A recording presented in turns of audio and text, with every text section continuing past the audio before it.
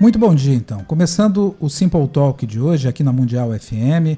Esse é um programa que vai através do Instituto de Oncologia de Juí, da Oncocell Genômica e da Oncosite Pesquisas Clínicas. Nós estamos recebendo hoje aqui um dos protagonistas aqui do Simple Talk, o Dr. Fábio Franck, diretor do Instituto de Oncologia de Juí, fundador da Oncosite Pesquisas Clínicas, um dos maiores pesquisadores do mundo e juiense, que vem ajudando a construir a história de Juí, marcando o Juí no mapa do mundo da pesquisa clínica. O Dr. Fábio Franck está retornando agora, chegou no início dessa semana, do Congresso Americano de Oncologia, onde esteve reunido lá com mais de 50 mil pesquisadores do mundo todo. E o Dr. Fábio, a gente teve conversando aqui na semana passada com a senadora Ana Amélia Lemos, a respeito da lei Afonso Haas, que é a lei que regulamenta hoje as pesquisas com seres humanos no Brasil. E o Dr. Fábio foi um dos personagens principais na elaboração dessa lei, sendo o consultor técnico dela e liderando a Aliança Pesquisa Clínica Brasil, que é uma entidade que reúne os maiores pesquisadores e os maiores centros de pesquisa de todo o país, puxando à frente, né, dessa matéria que foi levada ao Congresso Nacional, que teve 10 anos de discussão dentro do Legislativo para aprovação, mas que é uma discussão muito mais antiga. Já haviam mais de 20 anos de discussão entre os cientistas para que se chegasse a uma legislação sólida e segura para os pacientes. Bom dia, Fábio. Bom dia, Aníbal. Bom dia a todos os ouvintes. Começando essa manhã ensolarada em Juí, na nossa colmeia do trabalho. Começando muito bem, né, Aníbal? Com café feito e servido aí pelo nosso bom amigo. Então isso é uma honra, né? A gente está aqui na Mundial com esse tipo de tratamento diferenciado. E trazendo, então, fazendo essa conexão e trazendo informações diretas aí de Chicago, num mês que se inicia com notícias extraordinárias aí para a medicina brasileira e também para a pesquisa brasileira. Chicago sempre é o maior congresso de oncologia do mundo.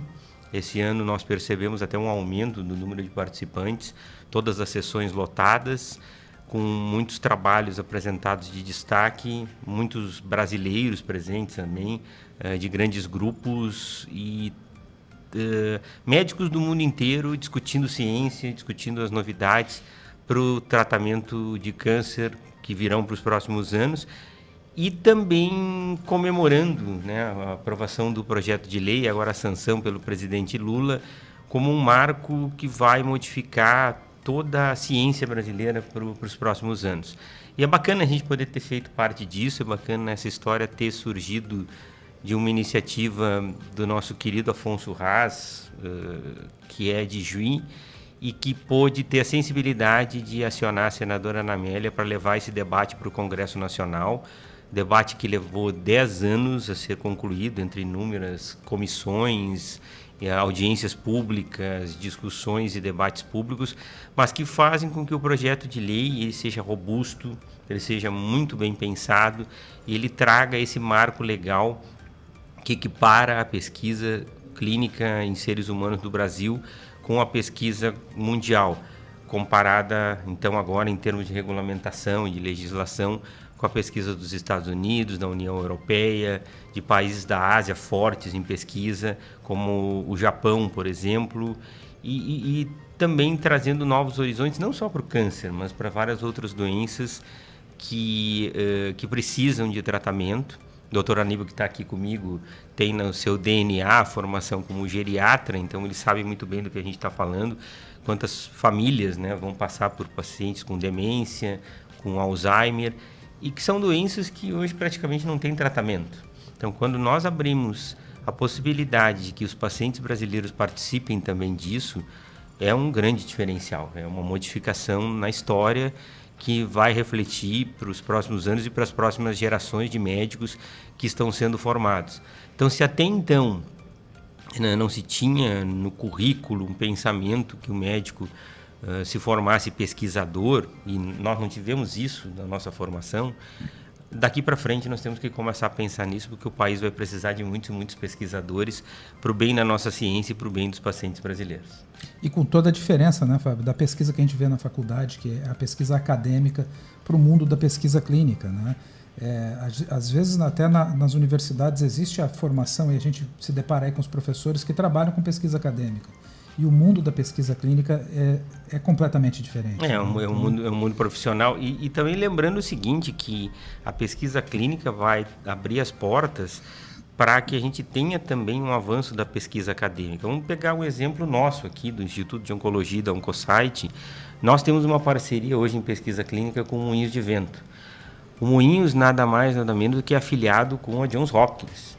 Né? A gente sabe a excelência... Melhor hospital dos Estados Unidos há muitos anos. E a excelência da pesquisa. E um dos projetos da Johns Hopkins é poder avançar junto com o Moinhos na parte de pesquisa básica.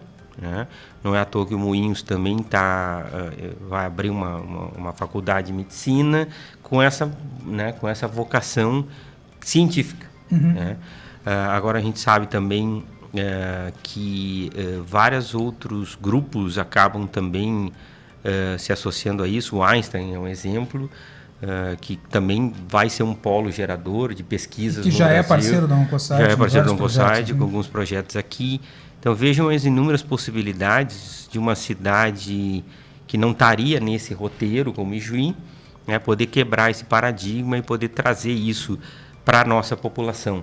E o que é o futuro dos tratamentos? É que a gente descentralize os processos, que o paciente possa receber o melhor tratamento possível na sua casa, próximo do seu trabalho, dos seus familiares, continuando com a sua vida, né, que é realmente muito importante durante o tratamento. Então, nós temos muito orgulho, e quando eu falo nós, eu e o Aníbal sempre, né, que estamos em todos os projetos juntos, então, nós temos muito orgulho de poder ter construído essa história em Ijuí, e uma história que agora se revigora, se fortalece com o Instituto de Oncologia, porque certamente vai ter a capacidade de poder atrair mais e mais investimentos para o Brasil.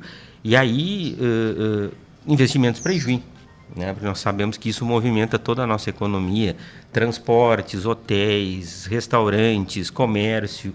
São inúmeras pessoas de outras cidades que vêm tratar aqui e profissionais de pesquisa que vêm de outras cidades, principalmente Porto Alegre, São Paulo, Rio de Janeiro, para também fazer a avaliação desses protocolos de pesquisa que tem um regulamento extremamente rigoroso. Nós recebemos lá, né, durante toda a semana, mais de 20 profissionais, né, Fábio, entre monitores, representantes da indústria farmacêutica, representantes das empresas que fazem as gestões dos protocolos de pesquisa e de pacientes, né? Nós temos pacientes que estão vindo para pesquisa clínica de outros estados, de Santa Catarina, do Paraná, do Rio Grande do Sul, de todos os cantos do Rio Grande do Sul, para o tratamento em pesquisa clínica. E o movimento que existe de médicos mesmo e cientistas que vêm nos visitar, né? A gente recebendo lá um oncologista clínico que está fazendo a sua formação em pesquisa clínica lá na Oncosite, né? Que é o Dr. Vitor. O Dr. Vitor, ele é oncologista formado pelo Hospital do Câncer de Barretos, né? Hoje o Hospital do Amor.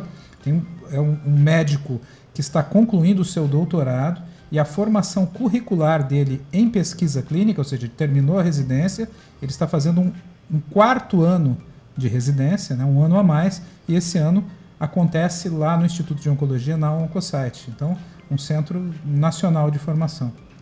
E sem falar na capacitação da Sociedade Brasileira de Oncologia Clínica, são tantas frentes que a gente esquece disso. Eu sou atualmente coordenador do Comitê de Pesquisa Clínica da Sociedade Brasileira. A capacitação de oncologistas em pesquisa clínica da sociedade, oficial da sociedade, é em Ijuí desde 2018. Hoje, com também a colaboração de outros hospitais, como a Rede DOR, o Instituto Nacional do Câncer, o ICESP, né, o Hospital do Câncer do Estado de São Paulo, que são referências para a América Latina em termos de oncologia. Então, é muito bacana a gente fazer parte desse grupo tão seleto. E eu recebi contatos durante o ASCO lá em Chicago de oncologistas querendo saber como se inscrever, como eles podem vir passar esse período aqui em Juí. Então, certamente é uma área que vai atrair cada vez mais a atenção dos oncologistas, e isso só faz bem para todos, porque nós também vamos atrair a atenção de investidores que querem fazer parcerias conosco, fazendo com que a gente possa, então, ter uma programação de crescimento orgânico para os próximos anos, aí, em termos de estrutura, em termos de capacidade, em termos de equipe profissional e em termos também de ofertas de mais e melhores tratamentos para os nossos pacientes com câncer. Dentro da lei agora, Fábio, a gente falando um pouco, ela desentravou, e para o nosso ouvinte entender, um estudo clínico que ia colocar uma droga nova em utilização, e essa droga já entrando na fase de uso com seres humanos, onde já a maior parte dos estudos são estudos onde a droga já se sabe da sua segurança, já se sabe da sua eficácia, e está na fase de produzir lá os efeitos colaterais da bula, escrever tudo aquilo que pode acontecer em maior ou menor grau e está na bula, mas são drogas que já estão tendo efeito e que são a última esperança, às vezes, para vários pacientes. Vários familiares e ouvintes nossos que já estiveram participando ou à espera de um protocolo de pesquisa e que acompanharam essa angústia do protocolo nunca abrir, e a gente está lá tentando colocar o paciente, pacientes nossos que essa semana recebemos lá para tratamento de câncer de cólon, uma imunoterapia já aprovada em uso compassivo, e o uso compassivo explicando para o nosso ouvinte, já não participa de um estudo, mas a indústria possibilita que aquela pessoa use aquela droga gratuitamente. Então, em uso compassivo, que a gente já conseguiu todos os critérios para que o paciente use há 2-3 meses, e a droga estava entravada para poder ser liberada no país, né? Então, tudo isso se encurtou. Nos Estados Unidos, então, para começar um protocolo de pesquisa, demorava-se 2 semanas, ou 60 dias no máximo. No Brasil, até 2 anos. E o que acontecia nesse prazo é que o estudo abria no mundo e esperavam-se 2 anos para abrir no Brasil. Quando se abria no Brasil, ele já estava na fase final, porque o estudo ia acompanhar esses pacientes por 2-3 anos. E quantas vezes, quando o estudo se abriu, nós tínhamos 15 dias para colocar os pacientes? Ou nem tínhamos, né? No ano de 2013, nós perdemos 35 estudos. Então, você imagina 35 tratamentos, 35 possibilidades de se tratar diferentes tipos de câncer. Então, essa burocracia afugentava o investimento no Brasil e desanimava, né, pesquisador, todo o ecossistema que trabalha com pesquisa. Então, a lei agora equipara o Brasil a toda a regulamentação nacional, internacional, deixa o Brasil mais ágil e faz com que a gente tenha competitividade nesse mercado. Então, traduzindo, né, nos próximos anos nós vamos receber vários protocolos novos, estudos novos. Isso vai englobar, então, desde aquele paciente que possui um tratamento hoje para câncer, que seja um tratamento aprovado, consolidado, mas que vai ter a possibilidade de testar nova geração desses medicamentos, até aquele paciente que, por exemplo, já passou por 2-3 linhas de tratamento, não teve a resposta satisfatória e que muitas vezes está sem esperança, e aí ressurge a esperança com um tratamento inovador que pode ser, né, pode ser eficaz no tratamento daquele câncer. Então a gente consegue aí ter acesso aos diferentes níveis de pesquisa, coisa que o Brasil até então não conseguia. Então isso reabre as possibilidades. Eu encontrei durante o congresso o Dr. Fernando Maluf, um oncologista dos mais renomados do Brasil e um dos líderes aí do Hospital Einstein, que ele dizia: Fábio, a gente tem um projeto juntos, né, de desenvolvimento de centros de pesquisa no Norte e no Nordeste, e ele está muito feliz vendo que nós abrimos um centro de pesquisa em Belém do Pará, um centro de pesquisa em Manaus, um centro de pesquisa no Piauí, né, o Cláudio. O Cláudio já está com estudos lá. Então é bacana. E o Cláudio, abrindo uma ressalva, né, o Cláudio lá do Piauí, né? O Cláudio, ele fez a formação em pesquisa clínica dele aqui em Juí. Aqui em Juí. E ele reconhece isso e coloca para as pessoas. Então, a ideia é de que a gente possa fazer algo transformador, e o projeto de lei, então, é o legado, né? E falava isso para a senadora Ana Amélia nas conversas que a gente teve, comemorando, né, a sanção presidencial do projeto de lei, que já está em vigor, nós deixamos aí um legado para a ciência brasileira e também uma perspectiva maravilhosa de que muitos e muitos profissionais agora possam pensar em pesquisa como uma carreira, coisa que até então no Brasil era algo que era muito inseguro, né, um ambiente muito estável e que as pessoas não compreendiam muito qual é a perspectiva. Então agora se abrem essas possibilidades para profissionais, para as universidades, para os centros de excelência, né, em medicina, para os centros de pesquisa, para os investidores como a indústria farmacêutica, para as empresas que trabalham com pesquisa clínica, enfim, todo um ecossistema que vai se beneficiar, mas quem vai mais se beneficiar e o mais importante de tudo isso é o paciente. E a falta de estudos e de interesse em produzir novos medicamentos afasta o tratamento não só para o câncer, a gente sempre fala no câncer que é a nossa área, mas para as diversas áreas, Alzheimer, doença de Parkinson, esclerose lateral amiotrófica. Esses dias nós tivemos lá na clínica, por conta dos exames genéticos, né, fazendo um meio de campo entre os geneticistas que acompanhavam uma criança com uma síndrome raríssima, né, e que não existe tratamento disponível para essa síndrome, dada a raridade dela.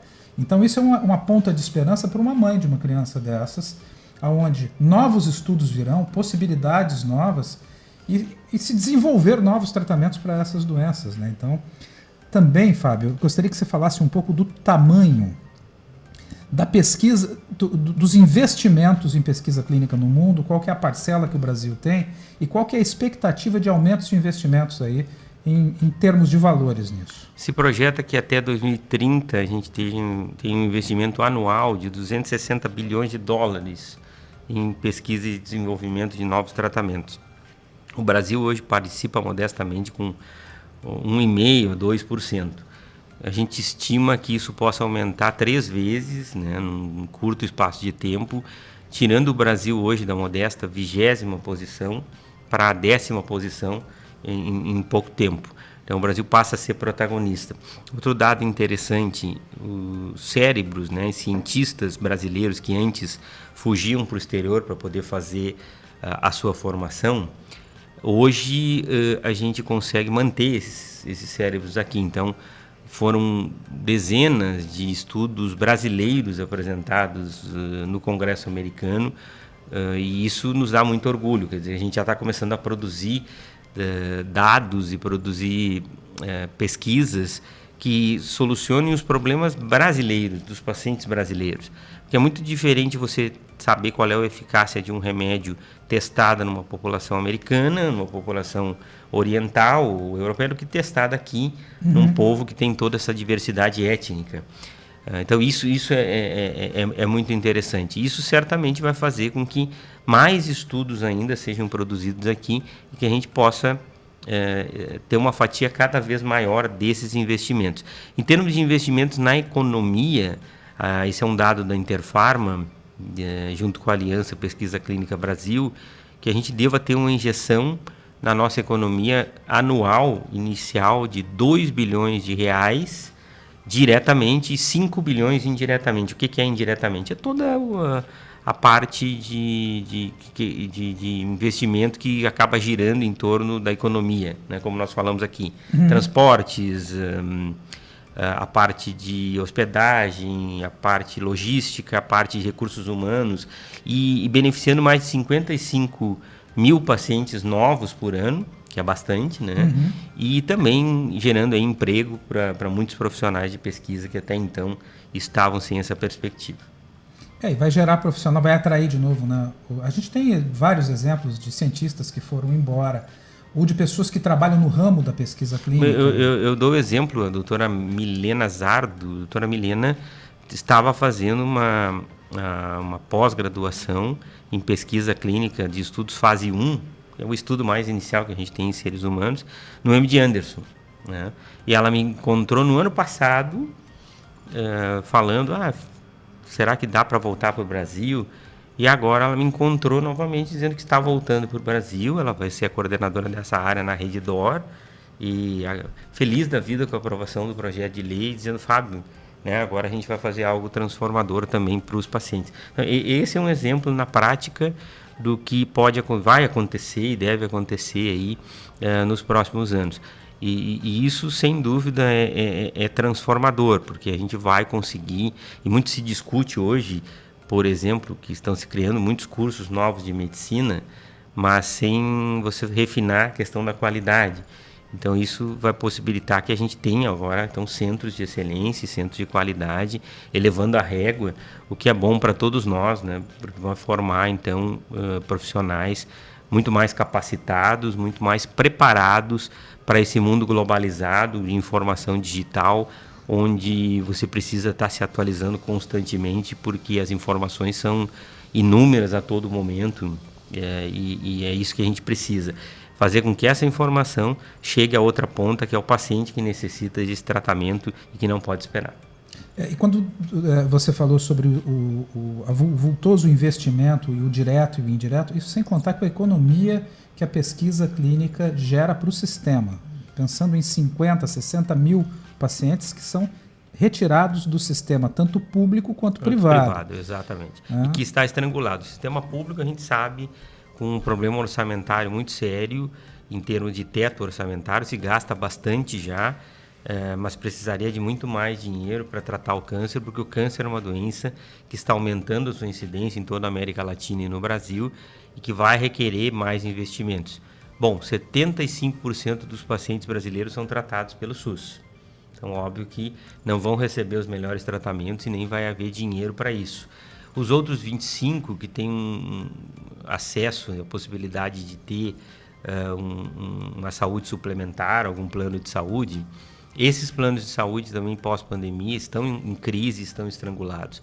Porque hoje nós estamos falando de tratamentos que podem chegar facilmente a R$1 milhão por ano, por paciente. E é óbvio que não se pode bancar esse tratamento para todos.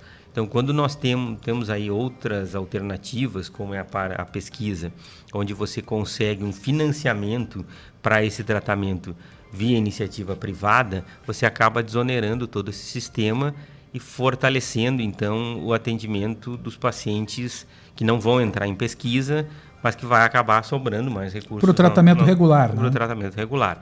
E esse tratamento regular também sofre um grande benefício, porque através da pesquisa nós temos concorrência de várias indústrias farmacêuticas testando o mesmo produto e, se aprovados, então vão fazer com que regule o preço para baixo. Claro, quanto mais molécula, quanto mais medicamentos com a mesma ação, vai diminuir o preço, né? Então a concorrência melhora. Claro, e essa é uma discussão que hoje a gente tem dentro até da própria sociedade brasileira, em termos de acesso público, que nós precisamos, então, começar a testar mais moléculas no Brasil, porque isso vai nos ajudar a regular o preço para que ele se torne mais acessível e que os medicamentos futuramente possam ser incorporados ao SUS de uma maneira mais rápida. Hoje a gente sabe que não são, e que a única solução que os pacientes têm, às vezes, é a judicialização, que é uma via torta que sobrecarrega todo mundo, todo o sistema, e que está muito longe de ser o modelo ideal. A gente precisa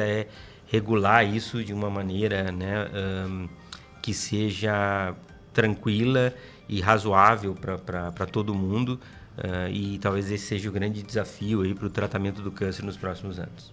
Lembrando então, gente, quando a gente está falando aqui de economia, é aquele paciente que vai acessar a pesquisa clínica e que era um paciente que estava no SUS, ou seja, sendo financiado pelo SUS, tendo custos ali para o sistema público, e quando ele vai para a pesquisa clínica, ele, além de não precisar, ele vai precisar de uma medicação que não consta em tabelas do SUS, que não existe possibilidade dos centros de assistência do SUS bancarem, e ele vai ter acesso sem necessitar de uma judicialização, que talvez ele conseguisse algo via justiça para pagar um tratamento de extremo custo, como R$1 milhão que nós estamos falando por ano. Então a pesquisa clínica ela é gratuita, mais uma vez, né? A gente está sempre batendo nessa tecla, porque as pessoas acreditam que lá no Instituto de Oncologia de Juí é só um centro privado. Nós temos nossos pacientes de convênio privado, mas o nosso grande número de pacientes lá são pacientes de pesquisa, que são pacientes totalmente gratuitos. Para ter acesso, você pode ter um plano de saúde, porque às vezes o plano de saúde também não vai cobrir uma droga inovadora ou aquela droga não entrou no Brasil e não está liberada pela Anvisa. Já é liberada em outros países, mas não está ainda liberada pela Anvisa. Pela lei brasileira, não adianta nem judicializar. Então, mas tudo que tiver relacionado ao tratamento experimental vai ser coberto pelo estudo. Vou usar um exemplo prático aqui. O Hospital Einstein, a gente sabe que é um hospital privado, mas ele tem dentro da sua rede o Hospital Santa Catarina, que é um hospital totalmente SUS. Então, o que ele faz na pesquisa? Ele capta pacientes do SUS, coloca em pesquisa e, com isso, ele desonera o sistema. Alguns procedimentos ainda vão ser via SUS? Sim, os que não forem relacionados com aquele tratamento, com aquela doença, né, vão ser, mas de uma forma inteligente, ele acaba desonerando isso e fazendo com que todo o sistema funcione melhor. E isso também é uma confusão. Vejam bem, existe uma lei agora aprovada que regulamenta tudo isso, né?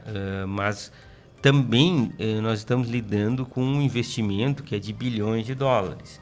Então, obviamente, esse investimento ele tem que ser regulado, o que significa que o paciente ele pode sair do sistema do SUS, entrar na pesquisa e depois, se ele precisar sair da pesquisa, ele pode voltar para o sistema do SUS? Claro que sim. Inclusive, ele pode continuar usando o sistema do SUS para outras coisas que não são relacionadas com a pesquisa. Ele deve, isso é um direito que ele tem. Então, as pessoas também não precisam ter esse medo de que, se ela sair do SUS, ela depois não possa voltar ou que ela vai ser impedida de voltar. Ela é garantida agora por uma lei regulamentada, aprovada, sancionada, então em vigor. Né? Então, já era protegida pela Lei 8080, que é o acesso universal do SUS. E agora, então, fica muito mais caracterizado como pode funcionar esse fluxo. A mesma coisa quem tem um plano de saúde.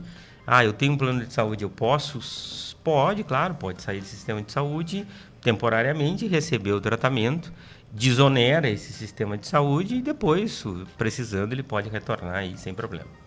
Então, é aquela história, né? O paciente vai ter coberto tudo aquilo que é referente ao seu tratamento e à sua patologia. Então, se o paciente precisar internar para fazer algum procedimento relacionado à pesquisa ou alguma toxicidade da droga, ele vai fazer tudo isso pela pesquisa clínica gratuitamente. Digamos que o paciente seja agora uma vítima da enchente, o paciente de câncer, e sei lá, ele contraiu leptospirose.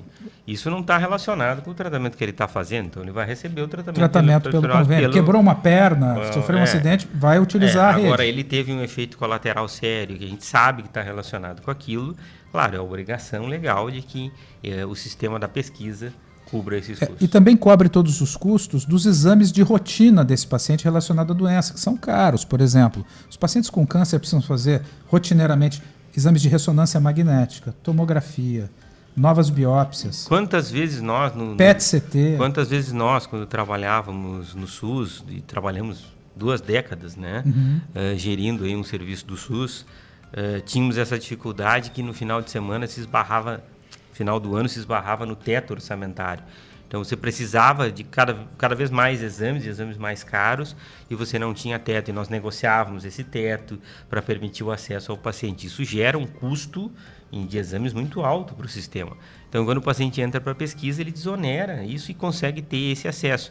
Às vezes a gente conversa com pacientes ali que vêm do SUS que teriam o seu exame de imagem marcado para dali a meses. Exatamente. E que pela pesquisa vai realizar isso de forma ágil, né, e quase que imediata. Então faz toda a diferença para a vida do paciente também.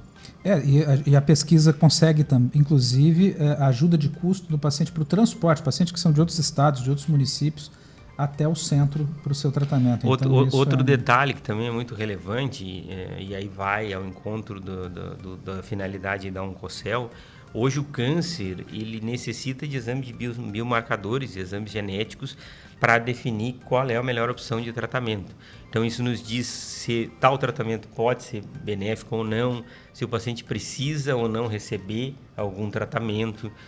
E isso faz toda a diferença, porque aumenta muito a nossa chance de sucesso no tratamento. Então, quando você está falando em tratamentos extremamente caros, isso é muito útil. E vejam, o SUS não disponibiliza acesso a esse tipo de exame. Então, quando o paciente chega até o Instituto de Oncologia e Oncosite, a primeira coisa que a gente faz é analisar o bloco, que a gente sempre fala do bloco tumor, fazer essa análise de biomarcadores, e quase sempre é subsidiado, então é gratuito para o paciente. E são só para o pessoal ter noção desses valores. O paciente quem tem familiar aí que está tratando pela pesquisa, vai saber que quando chega lá antes do tratamento, a gente pede o bloco de parafina do paciente. Esse bloco de parafina é um bloquinho de parafina com um pedacinho do tumor que foi lá para a biópsia. E através desse bloco nós fazemos testagens de biomarcadores moleculares, são exames genéticos, que chegam a 16 mil, 20 mil reais o custo deles. E a gente consegue fazer isso totalmente gratuito. E até para pacientes de convênio a gente consegue testar algumas coisas por plataformas gratuitas da indústria farmacêutica. Porque como o sistema é mais ágil, ele já está bem consolidado, a gente tem pressa, né, e quer saber essa informação quanto antes, até para estabelecer qual é o melhor plano de tratamento para cada paciente. Então, hoje, tratar câncer é falar diretamente sobre acesso a novas tecnologias, a novos exames e a melhores tratamentos e tratamentos mais eficazes. E para isso, então, você tem que estar conectado com o mundo.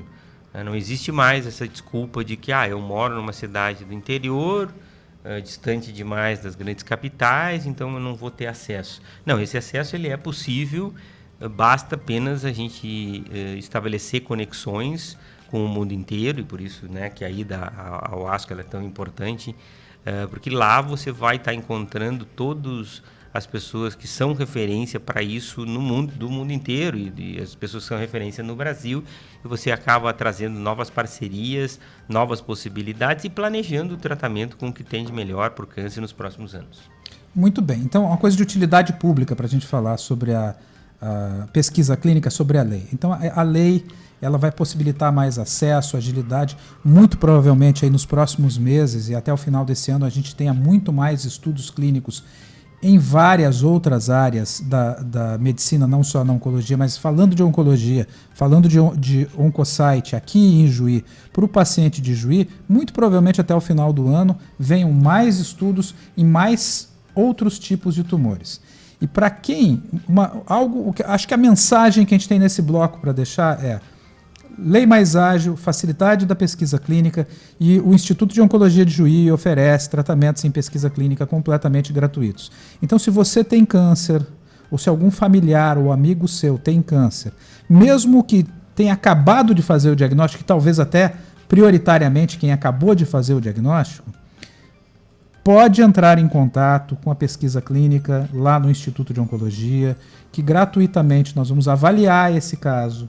E dentro dos inúmeros estudos abertos, a equipe vai tentar identificar se esse paciente cabe num estudo clínico. E talvez essa seja a esperança do paciente de receber um tratamento melhor e mais assertivo. Então, e mesmo pacientes que já estejam em tratamento, que queiram avaliar se o seu tratamento é o melhor, né, que disponível no momento, se ele teria acesso a tratamentos melhores, a gente pode fazer essa avaliação também. Interessante, se falou muito no Congresso americano esse ano sobre vacinas para câncer. E nós já temos uma vacina que estamos testando para pacientes com melanoma que ressecaram, né, a sua doença e que vão usar a vacina como uma forma de proteção. Então é importante ver como é ágil isso, né? Está se discutindo isso recém agora, no mundo nós estamos e a gente já está aqui. aplicando isso aqui, então isso mostra como a gente precisa estar disponibilizando isso de uma maneira cada vez mais rápida. Terapia celular também, por isso é importante as nossas parcerias com grandes instituições, para aquilo que a gente ainda não tem a tecnologia para fazer aqui, possa referenciar para outros locais, enfim, inúmeras possibilidades que se abrem. Ou até atrair investimentos para a gente fazer aqui, né, Fábio? Então, daí as parcerias locais também que nós temos. Estamos de volta com o Simple Talk, a nossa conversa simples sobre saúde. Hoje a gente está falando de pesquisa clínica, falando de oncologia, da lei que regulamenta a pesquisa, que vai trazer oportunidade de esperança para muita gente, vai trazer investimentos, vai melhor a economia, melhora a saúde, traz mais pesquisadores, bom para todo mundo. Agora falando aqui, estamos com o Dr. Fábio Frank, que chegou, ele esteve na semana passada no Congresso Americano de Oncologia, que é um dos principais congressos, o principal congresso no mundo de oncologia. São mais de 50 mil oncologistas, pesquisadores do mundo todo, onde se debate, onde muda o panorama da oncologia todos os anos, né? A gente fala que a gente estuda o ano inteiro para a gente chegar na ASCO, e depois da ASCO a gente esquecer tudo que estudou, estudar tudo de novo, porque às vezes o caminho muda completamente. Muito bem. Eu dizia há pouco que dá muito orgulho as participações do Fábio, porque o Fábio não vai só para participar do Congresso, o Fábio é sempre protagonista. E num país que carece de pesquisadores, que carece de cientistas que publicam em grandes revistas de relevância mundial, dentro de um congresso desse, a gente ter o Fábio participando envolvido em 3 publicações diretamente como autor, tá? Uma de câncer de pulmão extremamente relevante num congresso desse. Olha, gente, quando eu falo isso, a gente conhece muitos pesquisadores, dezenas de pesquisadores aqui no Rio Grande do Sul, centenas de pesquisadores no Rio Grande do Sul, e quando a gente fala numa publicação em revistas científicas como The Lancet, né, como New England, há pesquisadores que jamais chegaram a uma publicação desse nível. O Fábio tem dezenas de publicações dessas. Esse ano, 3 publicações apresentadas no Congresso Americano de Oncologia e teve envolvido em mais de 10, né, Fábio? Falar um pouquinho sobre essa participação. Para que as pessoas entendam, esse é onde culmina o nosso trabalho como pesquisa. Então, quando você faz a pesquisa, você analisa os dados e esses dados, então, eles precisam ser apresentados num congresso de relevância e publicados num jornal, numa revista científica, para só então eles poderem ser validados e essa medicação poder ser comercializada. Então, o Congresso Americano é o principal congresso onde todo mundo, né, almeja poder apresentar esses dados. Então, trabalhos do mundo inteiro são apresentados lá durante esses 5 dias, nos mais diferentes tipos de câncer. Então, esse ano nós tivemos a felicidade de poder participar de 3 apresentações na sessão oral, e demais apresentações complementares, onde se a gente não participou como autor na publicação, o nosso centro esteve envolvido naquela pesquisa e foi um dos centros participantes naquele desenvolvimento. Então é muito bacana ver que aquele remédio que você testou está ali já gerando dados e muitas vezes dados positivos e o medicamento acaba sendo aprovado como o novo melhor tratamento para aquela doença. Então durante esses 5 dias são feitas, além de diversas e inúmeras apresentações, também contatos com centros de pesquisa, né, ao redor do mundo inteiro. Então você tem reuniões com profissionais dos Estados Unidos, da Europa, muitas vezes do Japão. Então é muito bacana, né, a gente preparar isso. Eu também sou do comitê consultivo de 3 estudos, né, então é nesse momento que o comitê consultivo se encontra lá. Então estou só dando um bastidor. No último dia lá eu tive uma reunião desse comitê consultivo, do qual faziam parte um médico da Itália, né, uma médica da Alemanha, um médico da Inglaterra, e eu era o representante do Brasil e da América Latina para aquele estudo. Então é muito bacana, né? Primeiro você tem que começar até, né, falando onde é que fica Ijuí, porque as pessoas têm até dificuldade de pronunciar o nome da cidade. E depois mostrar o trabalho que você faz. Então isso é muito relevante e isso nos possibilita também sempre ter um controle de qualidade, ter um parâmetro do trabalho que a gente faz aqui. Porque muitas vezes a gente se envolve nas nossas atividades diárias e acaba não parando para pensar, né, até onde a gente chegou, né, e o que é possível quando você acredita num sonho, quanto você consegue alcançar. Também muitas pessoas me pararam para me dar os parabéns pelo projeto de lei, isso brasileiros, né, que ficaram sabendo da aprovação e que entendiam a relevância e a importância disso. Então, dentro desse cenário, você está inserido, eu penso que eu não estou trazendo isso para mim ou para nós, estou trazendo isso para os nossos pacientes. Estou possibilitando que a gente tenha essa via e esse canal de acesso aberto para mais possibilidades e cada vez tratamentos melhores para os nossos pacientes aqui de Juí e da região. E quando eu falo região, é porque hoje o nosso trabalho ultrapassou os limites aqui de Juí e atinge toda a nossa região e até outras regiões que acabam encaminhando pacientes para cá, até outros estados.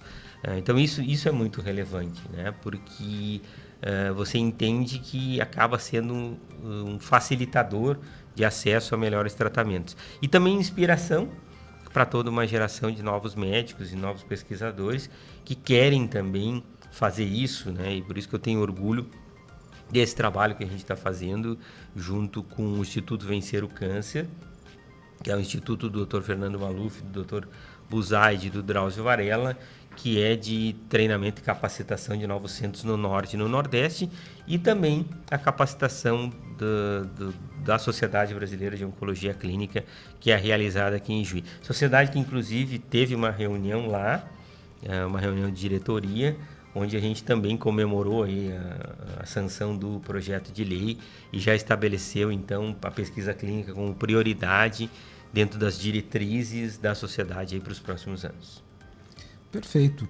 E a gente falando assim que o orgulho de estar lá, né, Fábio, e estar participando disso como brasileiro também, né, e aqui estando em Ijuí, levando o nome da cidade para o mundo todo, né, e às vezes as pessoas não têm a percepção aqui em Ijuí do tamanho da importância do Dr. Fábio Franck para a medicina no nosso país, né, Fábio? Tu é um cara muito discreto. O Fábio nunca gostou muito. O Fábio ele tem uma coisa de fazer o trabalho para que o trabalho aconteça, né? Mas é importante as pessoas saberem. É muito importante as pessoas saberem que tu é daqui de Juí, que tu nunca saiu daqui de Juí, e eu, como teu sócio, teu colega e parceiro aí de quase 20 anos, né, Fábio? Conheço todos os convites que houveram durante essa trajetória para sair de Juí, e o Fábio sempre priorizou continuar aqui, né? Apesar de toda a diversidade que está no interior. Claro, e de toda a diversidade, às vezes, local, de você querer fazer um projeto inovador e muitas vezes tirar pessoas da zona de conforto. E fazer com que as pessoas pensem diferente, porque elas estão muito acostumadas a fazer as coisas daquela maneira e acham que não existem outras maneiras, né, de serem feitas. O problema é que hoje o mundo é muito dinâmico, né, e as coisas mudam constantemente. Então, o que é realidade hoje, muito provavelmente na semana que vem já tem que se modificar. Mas eu só consigo isso também, Aníbal, pela grande parceria que eu tenho, começando pela tua parceria, né, que permite que eu possa voar voos cada vez mais ousados, e também uma equipe maravilhosa. Aí, eu estendo aí o Dr. Guilherme Brondani, a doutora Simone Peixoto, a doutora Patrícia Eikoff, que agora é nossa hematologista, que faz parte da equipe, ao Dr. Vitor Guimarães, nosso fellow aí em pesquisa, e toda a parte de coordenadoras, de farmacêuticas, de enfermeiras. Enfermagem, atendentes que são inúmeros, que são mais de 40 colaboradores, que seria impossível citar aqui, mas que também fazem um trabalho extremamente qualificado e profissional, e que fazem a nossa estrutura ficar conhecida e famosa no mundo inteiro. Ao Dr. Márcio Cardoso, cirurgião oncológico.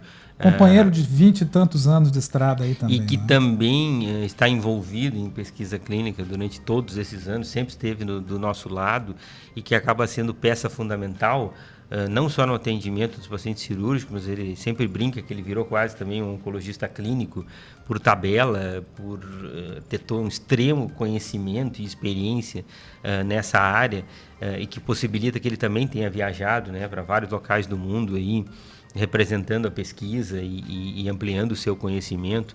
Enfim, e até se ficou faltando algum colega, os colegas da região, que são os nossos parceiros, enfim, o que eu penso é que sem uma equipe forte, sem uma equipe profissional, você não consegue nada.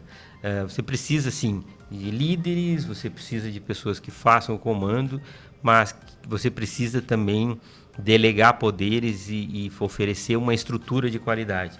Eu acho que no final é isso, né? A gente conseguiu, no Instituto de Oncologia, oferecer tecnologia, oferecer estrutura física e material humano para que as pessoas possam ser bem atendidas. Porque esse bom atendimento não é só o remédio é o ápice disso, mas desde o atendimento na recepção, desde o acolhimento que você tem pela enfermagem, desde a excelência profissional dos dados, da farmácia, dos profissionais que fazem acontecer a história.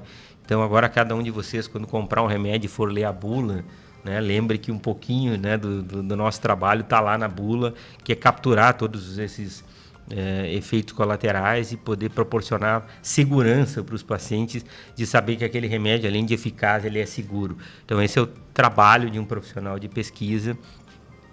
E a ciência é a única maneira que nós vamos ter de poder vencer a epidemia de câncer que se instalou sobre a humanidade e que nos promete aumentar mais a cada ano, pelo menos por algumas décadas. Então nós precisamos estar preparados e a grande arma que nós temos nessa luta é a ciência, é a pesquisa científica e é a possibilidade de a gente oferecer mais e melhores tratamentos para os nossos pacientes. Isso aí. E toda essa equipe multiprofissional formada nesses anos todos, não existe hoje uma formação em pesquisa clínica. Esse é um profissional que ele tem que ser produzido, ele tem que ser trabalhado dentro das instituições. Então o Dr. Fábio, com muita maestria, formou uma equipe fantástica, da qual eu faço parte. Sim. E aproveitando aí a Semana dos Dias dos Namorados, nada mais justo que a gente faça também um agradecimento especial aqui às nossas esposas. Então a Patrícia, minha esposa, que faz um trabalho de bastidores, muitas vezes não é visto e não é reconhecido, mas que é extremamente difícil, extremamente árdua nas suas atividades diárias, que é a parte toda, desde estruturação de contratos, de orçamentos, de pagamentos, que dá sustentabilidade ao sistema. E a doutora Joyce Votrich, que acaba sendo também peça fundamental aí no atendimento dos nossos pacientes, na própria gestão ali, né, da clínica, no atendimento em nutrologia, no oferecimento de novas tecnologias. E a gente nem tem tempo para falar aqui, como, por exemplo, a touca inglesa, que é algo que é uma grande novidade, eu acho que para a região, né, que os nossos pacientes não tinham. Então, nosso agradecimento e homenagem especial a elas, que sem sombra de dúvida, se elas não fossem também protagonistas naquilo que elas fazem, e se não fossem mulheres fortes, nós não faríamos, né, Aníbal? Acho que praticamente nada do que a gente não faz teríamos, hoje. A gente não estaria estruturado para chegar onde nós chegamos. Isso mesmo. E graças a isso, então, hoje nós temos um centro de pesquisas mundialmente conhecido e temos um centro de tratamento oncológico de excelência, porque a pesquisa clínica nos força a sermos excelentes. Se nós não formos, no mínimo, excelentes, nós não conseguimos nos manter na pesquisa clínica. E até porque a competição ela é enorme e vai se acirrar muito nos próximos anos. Então, se nós não tivermos essa capacidade de estarmos sempre buscando o melhor, de nunca nos contentarmos com o que a gente tem, ou seja, nunca estarmos na nossa zona de conforto, que ela não existe, né? Nós certamente não estaremos sempre na vanguarda daquilo que a gente precisa. Então é isso que nos motiva a todos os dias. E quando a gente vê um paciente respondendo bem, um paciente que não tinha mais, às vezes, esperança e ter respostas maravilhosas, ou a cura, ou o controle da doença que possibilite que ele volte para as suas atividades normais, com a sua família. A gente é recompensado por tudo quando vê isso, né? Isso não se mensura materialmente, não existe dinheiro, não existe, né, recompensa maior do que ver o sorriso no rosto, e é isso que dá sentido para tudo que a gente faz aqui. Quando eu entro na rede social ali do IOI e que eu respondo, ou que tu está respondendo ali, que a gente sempre tenta responder os pacientes que nos fazem comentários. Olha, e a gente vendo aqui na rádio, as pessoas que entram em contato, que foram pacientes há vários anos atrás, e que eles nos colocam não só do efeito bom do tratamento, do resultado, mas da forma como foram tratados, da forma como são tratados. A gente passa a trocar a experiência ruim de ter uma doença grave, que é uma doença assustadora como o câncer, por uma boa experiência de ter tido contato com uma equipe que está tendo um tratamento acima de tudo, não só um tratamento tecnológico eficaz, mas acima de tudo extremamente humano. Eu acho que essa é a mensagem que a gente deixa para toda a nossa equipe ali e para os diversos médicos que passaram por formação contigo também e que os que estão passando nesse momento lá também. E é esse o nosso compromisso com a cidade, né? Quando a gente vai, às vezes, você está no supermercado, numa fila qualquer aí, e as pessoas reconhecem, vêm conversar com a gente, e a gente de alguma maneira fez parte da vida deles, porque alguém passou por tratamento com a gente. Isso reforça o nosso compromisso com o Ijuí. o meu como cidadão ijuiense, nascido aqui, que acabou voltando, e do Aníbal mais ainda, que escolheu de coração essa cidade para morar, que hoje é um cidadão honorário aí, né?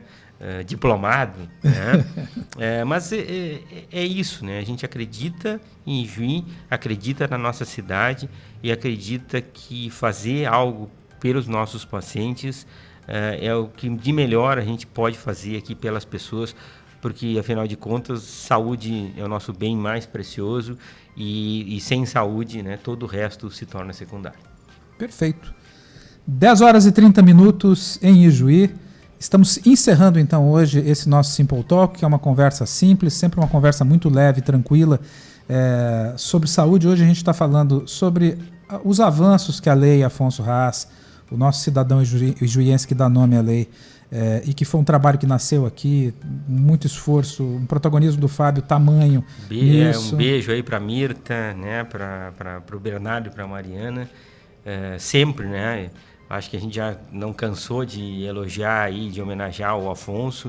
E o Afonso, do lugar que ele está lá, que é um lugar privilegiado, com certeza está com um sorriso largo aí, vendo que ele também cumpriu a sua missão aí e deixou um legado maravilhoso. E na próxima semana voltamos com mais um Simple Talk aqui na Mundial FM. Um programa que chega até vocês pelo Instituto de Oncologia de Juí, pela Oncosite Pesquisas Clínicas e a Oncocell Genômica.